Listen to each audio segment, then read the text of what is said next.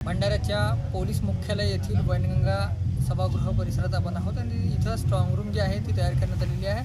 निवडणुका परवा गुरुवारी नुकतेच पार पडल्या आणि त्यानंतर ज्या या परिसरातील भंडारा नगर परिषद हद्दीतील सर्व EVM मशीन जे आहेत त्या या स्ट्रॉंग रूम परिसरात आणण्यात आलेल्या आहेत। स्ट्रॉंग रूममध्ये सुरक्षितपणे ते ठेवण्यात आलेले आहेत आणि आपण बघू शकतो पोलिसांचाही इथं आपल्याला तगडा बंदोबस्त पाहायला मिळत आहे। स्थानिक इथं पोलीस जे आहेत ते 20 पोलिसांच्या इथं बंदोबस्त करण्यात आला असून आपण बघू शकतो स्ट्रॉंग रूम परिसरात अगदी चोख बंदोबस्त आपल्याला पाहायला मिळत आहे। महसूल विभागाचेही अधिकारी इथं तैनात आहेत आणि या माध्यमातून या EVM मशीन जे आहेत त्या सुरक्षितपणे ठेवण्यात आलेल्या आहेत। खरं पाहायला गेलं तर या परिसरात जे आहे 20 CCTV कॅमेऱ्यांच्या निगराणी सुरू आहे। चहूबाजूंनी ती निगराणी लावण्यात आलेली आहे आणि शिवसेनेच्या काही पदाधिकाऱ्यांनी या बंदोबस्तावर प्रश्नचिन्ह उपस्थित केला होता।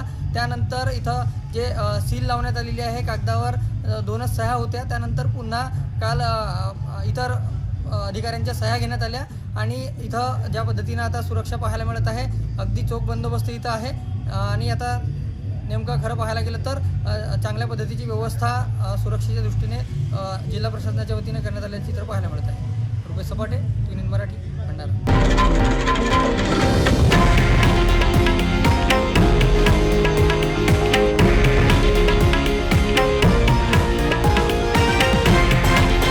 हे आहे देशातील नंबर 1 न्यूज नेटवर्क आणि आपण पाहत आहात TV9 मराठी, एकमेव।